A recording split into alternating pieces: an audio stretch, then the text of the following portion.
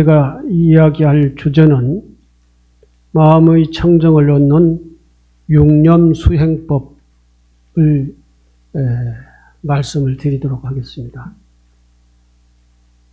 요즘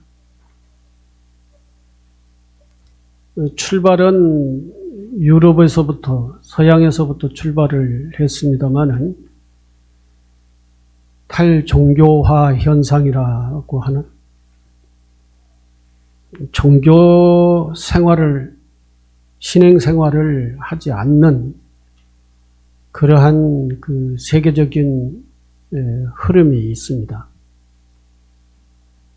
그것은 사회가 과학적으로 합리적으로 이렇게 변하고 있는데 종교만 과학적이고 합리적으로 변화되지 않고 있다라고 하는 그런 사회적 변화에 따라서 많은 사람들이 기복적인 종교 신앙 생활에서 이제 이탈해가는 그런 현상이 탈종교화 현상이라고 그럽니다.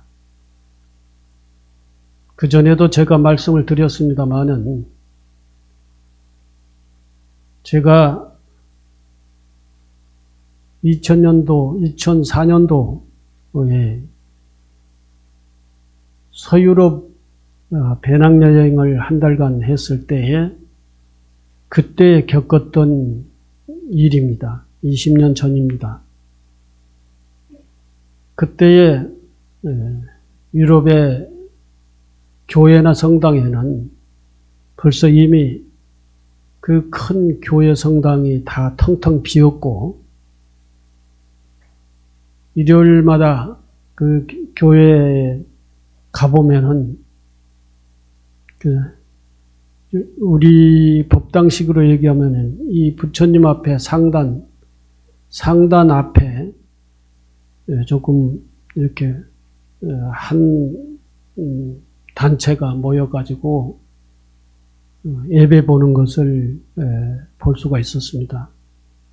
어떠한 교회든지 아무리 크고 적은 교회든지 다 똑같은 현상이었어요.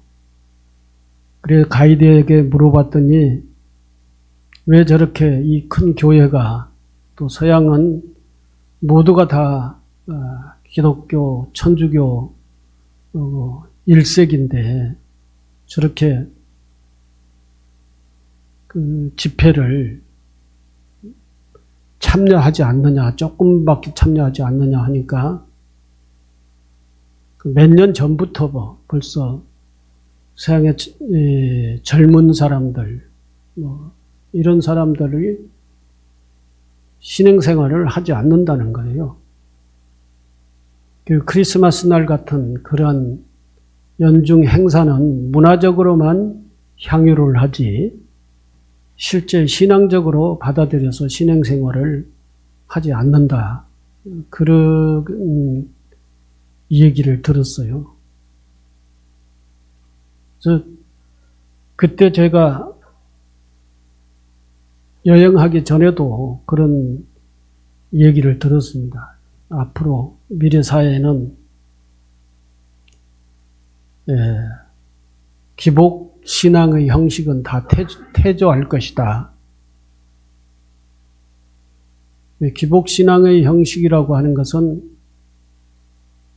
뭔가 합리적이지 않는 그러한 신앙의 내용은 전부 다 퇴조할 것이다. 그런 얘기를 이제 여행하기 전에도 들었었죠. 그래서 그것이 이미 유럽에서는 시작됐다. 그런 얘기를 듣고 유럽 여행을 갔었는데 가서 보니까 동양의 불교가 서양으로 전달돼서 서양 사람들이 불교 수행을 하기 시작했다라고 하는 것이 20세기 중에서 가장 큰 사건이다라고 이렇게 얘기를 했다고 그럽니다. 불교와 다른 기독교와의 그 내용이 다르죠. 다른 기독교는 모두가 다 이제 외부에 있는 하느님이나 예수님이나 이런 내부에 있는 절대자에게 모든 것을 맡기고 그 절대자에게 빌고 그 요구하고 그런 그런 형식의 기복신앙이라고 그러는 거죠. 기복신앙. 근데 불교는 수행의 종교라고 해서 수행을 통해서 자기의 능력을 닦아나가는 것을 불교입니다. 이게 이제 기독교와 불교와 다른 면이죠. 이것은 이러한 내용의 즉 수행을 통해서 자기를 개발해 나가고 자기 능력을 향상시키는 것, 자기를 변화시켜 나가는 것, 자기뿐만 아니라 수행을 통해서 자기 능력을 향상시켜서 이 다른 사람에게도 그러한 영향을 주고 이 사회에도 그러한 변화를 가져오게 하는 것이 불교의 신앙 내용이다라고 하는 것이죠. 그걸 이제 수행을 통해서 한 그런 일들을 한다는 것입니다. 이런 유명한 역사학자 토인비가 그 일을 20세기의 가장 중요한 일이라고 얘기를 했습니다. 그래서 우리는 본래 불교의 신행의 내용인 수행이라고 하는 것, 본래 우리 불교의 중심인 수행이었듯이 그 수행을 우리는 열심히 해야 되는 것입니다. 열심히 해서 자기를 변화시키고 자기를 향상시키고 그리고 자기 삶을 꾸려나가고 우리 살고 있는 이 사회를 변화시키고 남도 그러한 것들을 그런 신앙들을 실천할 수 있도록 우리가 열심히 전법을 해야 된다라고 하는 것이죠.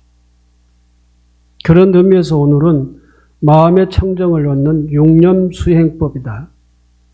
불교의 수행법이 여러 가지가 있습니다. 여러 가지가 있습니다만은 그 수행법의 목표는 다 똑같죠. 해탈열반 또는 깨달음을 이루는 것이 다 목표죠. 그래서 오늘 용념수행법을 다 함께 공부를 하도록 하겠습니다.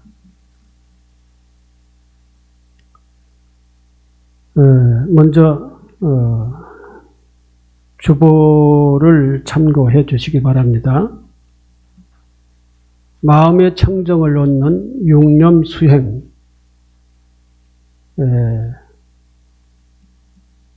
대지도론. 이제 불교는 경율론이라고 하는 3장이 있죠. 그 경율론 논장에 가서 대지도론이라고 하는 아주 큰 경전이 있습니다. 거기에 보면은 다음과 같은 얘기가 있어요. 부처님은 의사 가운데 왕과 같고 부처님 가르침은 약호가 뛰어난 명약과 같으며 승가는 병자를 간호하는 사람과 같고 개는 약을 먹을 때 지켜야 할 금기사항과 같다. 그렇게 말씀을 하고 있습니다. 용념이라고 하는 것은 무엇을 얘기하느냐 하면 6가지의 수행 방법을 얘기하는데 불, 법, 승, 계, 시, 천, 이것을 용념이라고 그러죠. 그러니까 염불, 염법, 염승, 염계, 염시, 염천, 이렇게 이제 용념이라고 합니다. 그러니까 삼보와 계와 보시와 천상에 가서 나는 이것을 이제 용념수행법이라고 그러는데, 더 살펴보면은 부처님은 훌륭한 의사, 법은 명약, 승가는 간병인, 계는 주의해야 할 사항에 비유한 것을 보면 아무리 뛰어난 명의와 명약이 있다 하더라도 의사가 부당한 당부한 주의사항을 환자가 따르지 않으면다면 치료에 방해가 됨을 알 수 있다. 이와 같이 수행하여 도움이 되는 계는 수행자를 지탱하여 보호해주는 지팡이와 같으며 열반에 이르는 인연이 되기 때문에 수행자는 늘 계를 생각하고 지켜야 하는 것이다. 또한 계율을 온갖 착한 법이 머무는 곳이기 때문에 계율로 삼업을 잘 단속하여 수행하는 해탈과 열반을 얻을 수 있다. 부처님은 제자들에게 6가지 끊임없이 생각하는 육념 수행으로 마음의 청정을 얻을 수 있도록 가르치셨다. 육념은 대지도론, 관불삼매경 등에 나오는 불교의 보편적인 수행법이다. 그래서 연불이 이제 육념 수행법의 첫 번째가 연불 수행이라고 그랬죠. 그래서 첫 번째가 연불이다. 연불은 깨달음을 이루고 지혜와 자비를 갖추시고 무량한 중생을 구제하시는 부처님을 지속적으로 생각하는 수행을 연불이라고 그럽니다. 연불 하나, 불자들은 모두가 다 부처님을 생각하고 부처님을 따르고 부처님을 믿어야 되는 것이죠. 부처님을 생각하는 것뿐만 아니라 부처님의 가르침을 또 배워야 되고 부처님의 가르침을 생각을 해야 되는 것이죠. 그것이 연불연법이라고 하는 것이죠. 이것이 안 되면은 이제 신행 생활이 할 수가 없어요. 생활을 할 수가 없어요. 부처님께서 제세시에 부처님 제자가, 나도 부처님 제자가 되겠습니다 라고 이렇게 얘기를 하면은 부처님께서 제일 먼저 이 삼기의 계를 주셨어요. 삼기의 계가 불법, 승, 이것을 믿음을 받아들여라 라고 하는 것이죠. 그래서 부처님의 제자가 되겠다라고 하는 사람을 앞에 무릎을 꿇고 앞에 앉도록 하고, 부처님께서 부처님을 믿느냐, 부처님을 받아들이겠느냐, 부처님을 받아들이고 믿겠습니다. 그럼 부처님 가르침을 믿겠느냐, 부처님의 가르침을 받아들여서 믿겠습니다. 승가를 받아들이고 믿겠느냐, 승가를 받아들이고 믿겠습니다. 이렇게 삼기계를 이렇게 수계시라고 하죠. 우리는 요즘 삼기계와 오계를 받지만 당시에는 부처님 제세시에는 이렇게 삼기계를 설하고 삼기의 삼보를 받아들이면 그것으로서의 부처님 제자에 입문하는 것으로서 그 의식이 됐습니다. 사서 읽든지. 이래서 부처님에 대해서 알아야 될 그러한 공부를 해야 되는 것이죠. 그래야 연부를 할 수가 있는 거예요. 그래서 부처님이 어떤 분이에요? 우리가 공부를 해보니까 부처님은 일단 따뜻한 분이에요. 자비스러운 분이에요. 누구고 간에 어떤 사람이든 간에 어떤 생명이든 해치지 않는 분이 부처님이세요. 그건 곤란한 상황에 처해 있는 그 모든 생명을 다 보호하고 구제하고 살려내는 그러한 분이 부처님이시다 하는 것이죠. 그러니까 그런 분을 이제 생각을 하는 것이죠. 그러한 그 형식만 생각하는 게 아니라 내용까지 다 생각을 하고 그 내용을 그냥 생각으로서 끝나는 게 아니라 그 부처님을 생각하면서 내가 그 부처님을 염하고 생각하면서 닮아가야 되는 것이죠. 부처님이 자비스러운 분이면 나도 자비스러운 마음을 가져야 되고 부처님이 모든 중생을 정말 자비로서 감싸는 그러한 분이라고 하면은 그런 부처님을 흠모하고 사모하고 그 부처님을 닮아가야 되는 것이죠.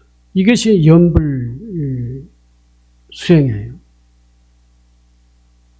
그 다음에 염법.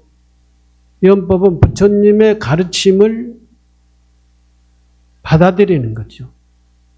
부처님의 가르침이 교리적으로 얘기를 하면은 37조돈품이라고 얘기도 할 수도 있고 또는 사성제라고 얘기할 수도 있고 영기법이라고 얘기할 수도 있고 또는 공, 무상, 무아, 중도 이렇게 이제 교리적으로는 이렇게 얘기를 할 수도 있죠.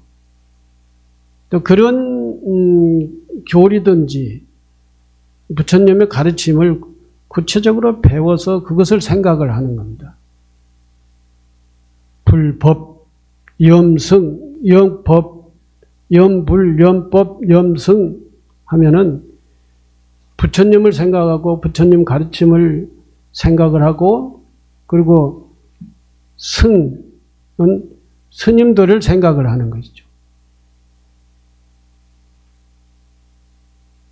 이렇게 삼보를 생각을 하고 그 다음에 이제 염계다라는 거죠. 염계는 5계로부터 시작을 해가지고 수많은 계목이 있죠. 계의 덕목이 있죠. 근데 이 생각을 하라 그랬는데 생각을 하는 것으로서 끝나는 게 아니라 있죠. 생각을 한다는 것은 곧 그 생각을 나의 삶에, 나의 행동에 실천에 옮긴다는 얘기예요. 그래서 염계라고 그럽니다. 염계, 즉 계율을 잘 가지고 지키면은 어떠한 공덕이 있느냐?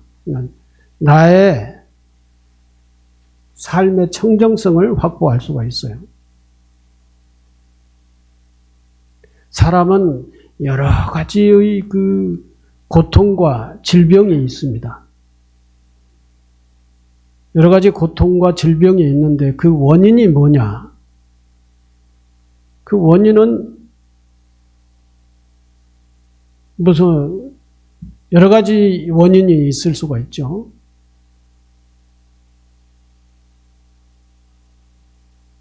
시민성이라고 하는 그 마음이 원인이 돼가지고 이 질병이 생기는 경우가 있어요.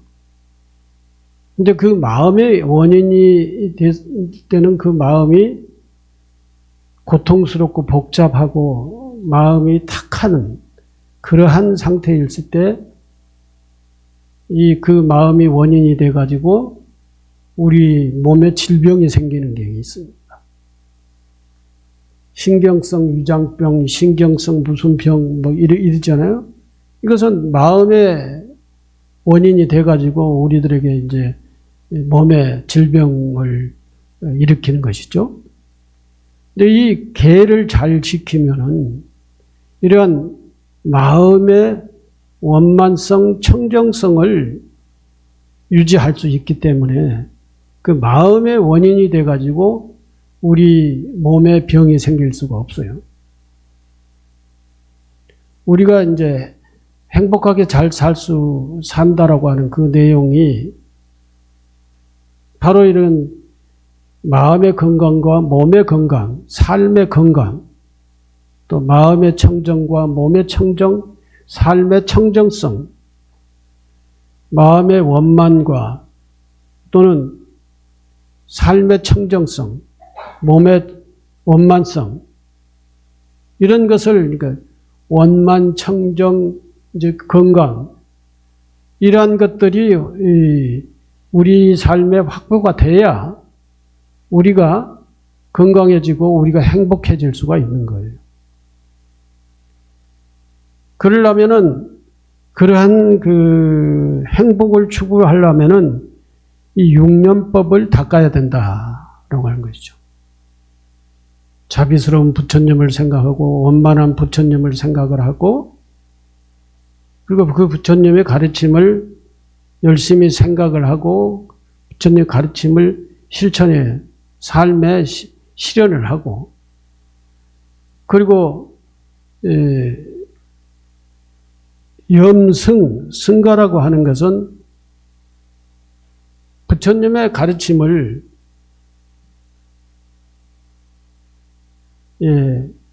실천하는 출가 수행자들을 승가라 그랬죠. 그 출가 수행자들은 부처님의 제자로서의 이 출가 생활을 하는 사람을 승가라 그랬지 않습니까? 이 승가를 생각을 한다는 건, 승가는 뭐냐면은 출가 공동체라고 하는 그런 의미가 있습니다.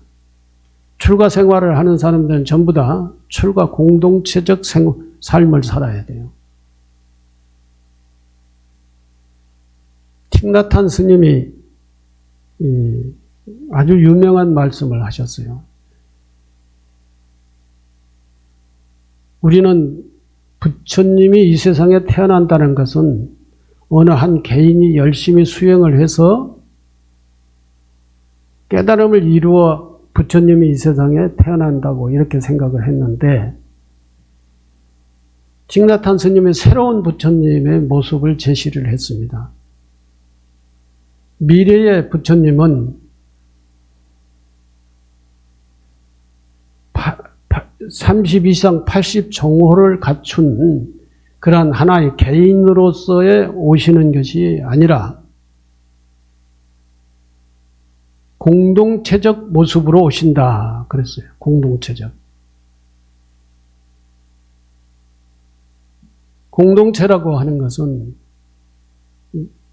사람의 삶의 공동체든지 그게 가족 공동체든지 또는 승가 출가의 공동체든지 또는 국가 공동체든지 또는 뭐 어디 지역 단체의 공동체든지 경제 공동체든지 뭐 이런 공동체적 삶을 사는 것을 공동체라고 그러죠.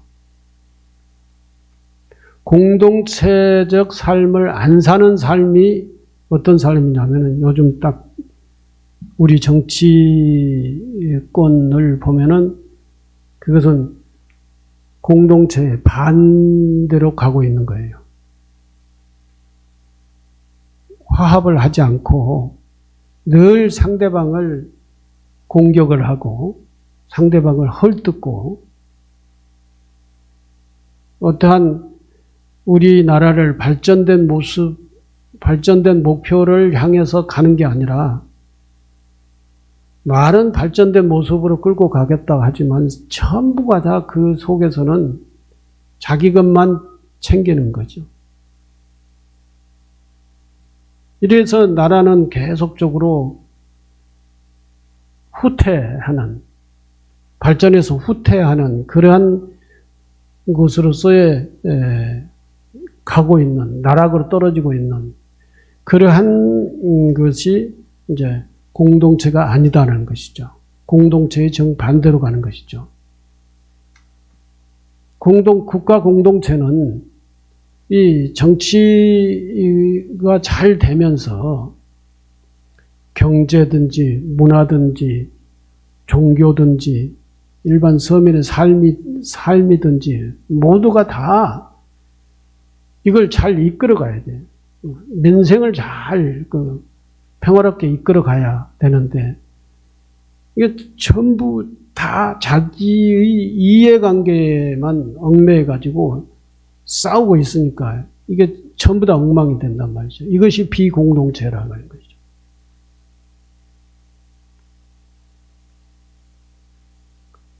공동체를 잘 화합을 해서 잘 가는 단체를 한번 보세요. 발전이 있어요. 발전이. 그 역사가 뭐 좀 몇백 년 됐다고 하면은 또 수긍이 가는 건데 얼마 안 됐어요. 그 역사, 그 천태종 역사가. 천태종이라고 하는 것은 역사가 오래 이제 중국에서부터 시작했기 때문에 그래 오래됐지만 우리나라의 천태종의 시작은 그렇게 얼마 안 됐습니다. 1940년대에서부터 시작이 됐어요. 그러면 지금으로부터 한 60, 80년 전부터 시작을 한 거예요. 금강정사가 30년 됐는데 제가 무슨 말씀을 하고 드리고 싶냐면은 거기는 재정이 중앙 집권제예요. 재정이 중앙 집권제이기 때문에 이 재정의 전국의 사찰에서 수입된 재정이 전부 다 일단 그 중앙으로 모여요. 그래가지고 다시 어디에 아주 중요하게 쓸 때 있는 어떤 불사가 있으면 그쪽으로 전부 다 이 중앙에서 내려주는 거예요. 그래서 그쪽에서 우리 조계종보다도 훨씬 신도의 규모가 적고 역사도 적고 스님들도 적고 그러는데 전국의 각 주요 도시에 다 이 지역 사찰을 다 짓고 있어요. 그 짓는데 그게 무슨 조그마한 사찰이 아니에요. 적어도 몇천 평을 1000평, 2000평 이렇게 짓는 사찰이에요. 그리고 그런 사찰을 지으려면은 돈이 엄청 들어갑니다. 땅값 돈 하면 몇백억 들어가는 거예요. 근데 그걸 다 해내요, 지금. 그것이 지금도 끊지 않고 계속 1년 12달 계속 365일 계속 공사가 진행되는 거예요. 저 위에 춘천에서부터 시작해가지고 서울에는 몇 군데 또 지방도시 다 제주도까지 짓고 있는 거예요. 또 그 힘을 어디서 나오느냐 이렇게 생각을 해봤습니다. 제가 그 구인사에 가가지고 거기는 중앙 집권제이기 때문에 어쨌든 강제적으로든지 어떠한 방식으로든지 그것이 다 중앙으로 모여가지고 필요한 것으로서 이렇게 배분을 한단 말이죠. 그래서 하고 싶은 것을 하고 싶은 대로 하고 있는 거예요, 지금. 그리고 거기에는 이 분규가 없어요, 분규가. 서로 스님들끼리, 절끼리 이게 서로 다투는 일이 없어요. 그래서 제가 이거야말로 사람들이 숫자는 많이 되지 않지만 이게 전부 다 한 군데로 모여서 가장 중요한 것에 필요한 것에 쓸 수 있도록 배분을 해주니까 이게 불만이 없는 거예요. 그러니까 모두가 다 중앙종단의 얘기에 순응하는 거예요. 순응하는. 화합하는 거예요. 그래서 그러한 일들을 다 해나가고 있구나. 굉장히 효율적으로 종단을 운영을 하고 있더라는 거죠. 이것이 화합의 공덕이에요. 화합의 공덕. 공동체의 공덕이라고 하는 것입니다. 공동체의 공덕. 너 잘났다, 내가 잘났다 이렇게 서로 치고받고 싸우면은 아무리 역량이 100이 있다 하더라도 싸우면서 그 역량을 다 소모해버리기 때문에 안 되는 거예요. 자본주의 사회, 욕심을 채우려고 하는 그런 사회에서 이 공동체적인 삶을 산다는 것은 쉽지가 않습니다. 그런데 칭사탄 스님이 미래의 부처님은 공동체의 모습으로 오신다라고 한 이유가 뭐냐면은 이처럼 모든 사람들이 화합의 정신, 공동체의 정신, 남을 이해하는 정신, 이 공동체의 정신이라고 하면은 부처님 가르침이 그 공동체의 정신 속에 다 들어있어요. 사람을 죽이지 않는 것, 이제 불살생, 도둑질 하지 않는 것, 거짓말을 하지 않는 것. 여기에 이제 더 적극적으로 죽이지 않고 살려주고, 남의 것을 빼앗지 않고 나누어주고, 남에게 욕하지 않고 자비스러운 말만 하고, 이런 식의 삶을 그 계율의 청정한 삶이라고 그러고, 공동체 내에서는 그러한 내용으로서 삶을 살아가고 있는 거예요. 공동체의 모습으로 부처님이 오신다고 했는데, 그러한 공동체적 사고방식, 삶의 내용, 그러한 형식, 이게 이제 부처님이다 그랬어요. 부처님이 80정호, 32산 80정호의 모습으로 오신 분이 부처님이, 그 경전에는 그렇게 되어 있죠. 부처님의 모습은 32산 80정호다라고 했어요.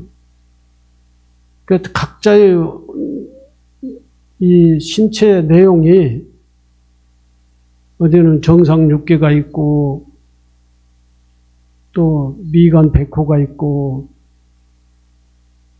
이게 이제 32상이라고 하는 특징이 있어요. 부처님 몸에는. 근데 그런 것을 다 갖춘 분이 부처님이다라고 했는데, 그러한 형식적으로 갖춘 그 모습이 부처님이 아니라 이제는 내용적으로 갖춰야 된다는 것이죠. 내용적으로 갖춘다는 것은 부처님의 가르침 내용을 삶 속에서 실현을 하는 사람이 부처님이다 그랬어요. 그러니까 요즘 부처님의 모습은 우리가 공동체적 삶을 사는, 또는 가족이 공동체적 삶을 살면은 그 가족이 부처님이죠. 또는 사찰이 공동체적 삶을 살면은 그 사찰이 부처님이에요. 또 그 나라가 빈부 차이가 엄청 크게 나고, 굶은 사람 굶고, 돈 많은 사람들은 돈 어디다가 쓸 데가 없어가지고 더 돈을 쌓아놓고 이렇게 사는 모습이 아니라 다 굶어서 죽는 사람 없고 병들어서 못 고쳐서 죽는 사람이 없고 또는 배우지 못해가지고 훌륭하게 성장하지 못한 어린애가 없고 그리고 이 사회를 가꾸기 위해서 청춘을 다 바쳐서 나이 먹고 늙은 노인이 어디 가서 의지할 곳이 없는 그러한 상황이 없는 그러한 나라가 국가 공동체의 모습이다라는 것이죠. 그런 나라의 모습이 부처님의 모습이고 그 나라가 곧 부처님이라는 거죠. 그것이 가정일 수 있고 그것이 개인일 수도 있어요. 그러한 공동체적 사고방식과 그러한 공동체적 형식을 사는 사람이면 그 사람이 부처님이에요. 또 그러한 가정이면 그 가정이 부처님이다 이거죠.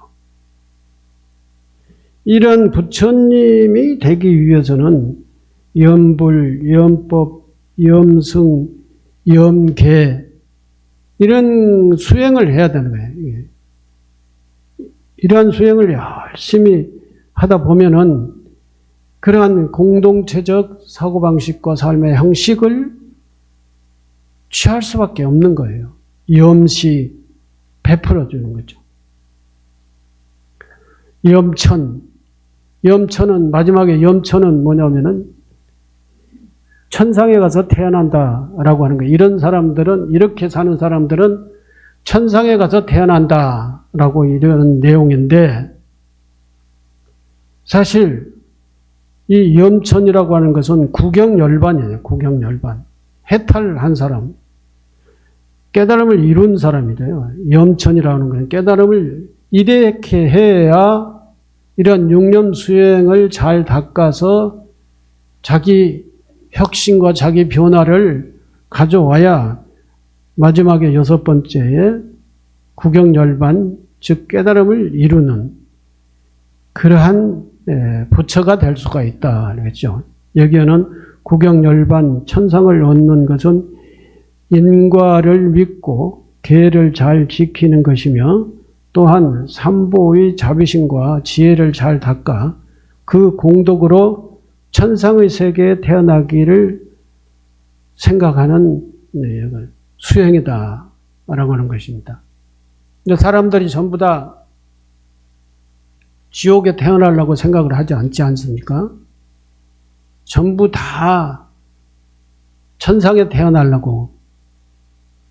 근데 우리 불교식으로 얘기하면 극락세계에 가서 태어나려고 그러고 지옥에 태어나려고 하는 생각은 안 갖는 거예요. 근데 그 지옥에 안 태어나고 천상, 극락에 태어나려면은 또 현실적으로 얘기하면 바로 깨달음, 해탈 열반을 하려면은 이와 같이 육념 수행을 해야 된다라고 하는 것입니다. 그 다음에 쭉 읽고 끝내도록 하겠습니다. 육념의 덕목을 끊임없이 생각하며 신심이 일어나고 바른 가르침에 의지하여 모든 분별 망상에서 벗어나 만족과 기쁨을 성취하게 됩니다. 육념 수행 가운데 계율을 계속해서 생각한다는 것은 무슨 뜻일까요? 마음을 고요히 머물며 그릇된 생활을 미연에 맡고 훼손되지 않는 자신의 계행을 계속 유지하며 악한 마음을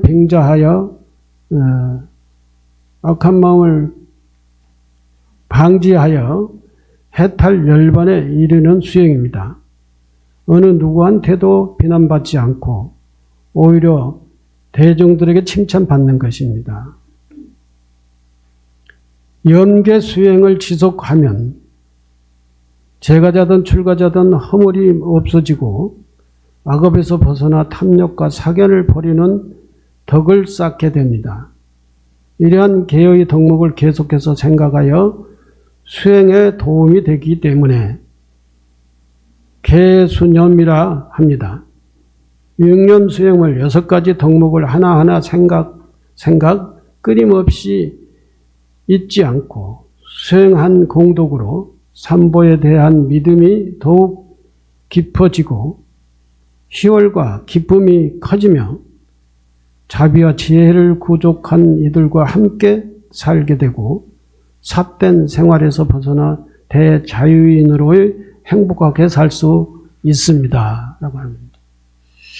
여기 이 중에서 이제 삼보를 생각을 하는 것도 절대적으로 중요하고 그걸 하지 않으면 이제 안 되지만 이 삼보를 생각하고 한다면은 이제 계율을 잘 지키는 것이 정말로 우리 삶에 중요하다.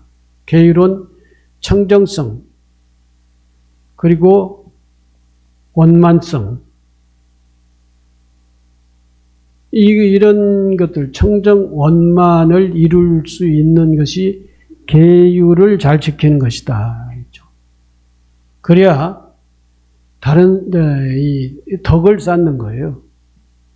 그래 덕을 쌓아야 다른 사람들에게 다 이렇게 찬탄이나 칭찬을 받을 수가 있고 다른 사람의 도움을 받을 수가 있지. 이러한 계율을 중요하게 생각하지 않고 계율 생활을 하지 않고서는 덕과 복을 쌓을 수가 없다라고 하는 것입니다. 육념 수행을 잘 해서 큰 덕과 복을 쌓아 앞으로 행복하게 살 수 있는 그러한 수행을 하시기 바랍니다. 감사합니다.